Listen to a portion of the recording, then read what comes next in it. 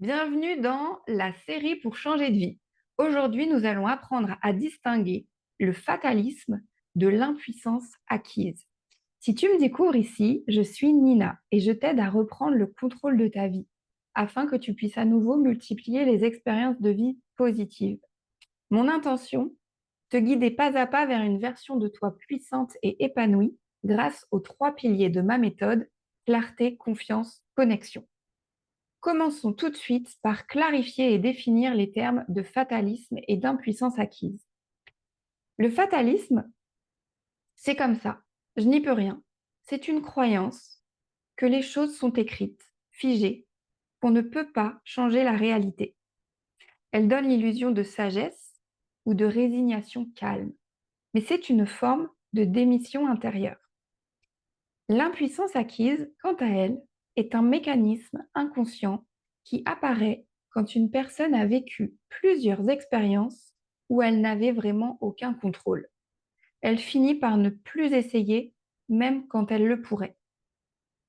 Elle apprend à ne pas agir parce qu'elle a été conditionnée à croire que l'action ne change rien. Comme cette histoire où on met des puces dans un bocal, on met un couvercle et pendant 15 jours, elles vont sauter jusqu'au couvercle à cette hauteur-là. Et après 15 jours, on va retirer le couvercle et les puces ne sauteront plus jamais au-dessus de la distance de la taille du couvercle, de la taille du bocal en fait. Elles ont été conditionnées à sauter toujours à la même hauteur. Elles n'essayeront plus jamais de sauter plus haut. Pourquoi nous avons tendance à confondre les deux? Parce qu'une personne déconnectée d'elle-même n'a plus accès à ses ressentis profonds, ne sait plus ce qu'est un choix et ce qui est un réflexe de survie, et vit dans une bulle mentale d'autoprotection pour ne pas ressentir l'échec, l'humiliation, la peur de décevoir ou l'impuissance. Résultat, on se dit, c'est mon destin. Mais en réalité, on renforce cette autoroute neuronale du j'ai appris à ne plus espérer. On se dit je suis réaliste, mais au fond, on est prisonnier d'une mémoire émotionnelle de non-puissance. En résumé, le fatalisme est une croyance mentalisée. Je ne peux pas changer les choses. Par exemple, j'étais persuadée, je croyais fort que j'étais obligée d'être aimable et serviable, jusqu'au jour où j'ai commencé à voir cette croyance comme une limite à mon épanouissement personnel. Alors j'ai pu m'en détacher pour retrouver un équilibre entre moi et les autres. L'impuissance acquise est une mémoire émotionnelle figée.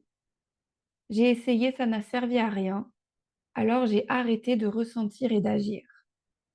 Cette mémoire se manifestait chez moi, par exemple, par des maux de ventre. Lorsque j'étais enfant, j'étais obligée de finir mon année de sport ou mon année de musique et de présenter un morceau devant une salle pleine de parents. J'avais mal au ventre. Et plus tard, à chaque soirée, à chaque invitation à sortir, c'était une source de stress constante et mon corps avait gardé en mémoire cette peur et me le faisait savoir. Les deux peuvent aussi se mélanger quand la personne est déconnectée de son corps, de ses émotions et de sa capacité de choisir. Pour savoir si tu es plus sujet au fatalisme ou à l'impuissance acquise et si tu veux aussi commencer à les observer pour t'en détacher et t'en libérer, je t'ai mis en lien de cette vidéo dans la description un exercice, l'exercice du triple miroir, pour aller voir s'il s'agit plutôt de croyances, plutôt de mémoire émotionnelle et corporelle ou d'une incapacité à faire des choix. J'espère que cette vidéo t'a plu et t'a aidé. Pense à la liker et n'hésite pas à la partager. Et je te dis à bientôt pour une nouvelle vidéo dans la série pour changer de vie. Ciao, prends soin de toi.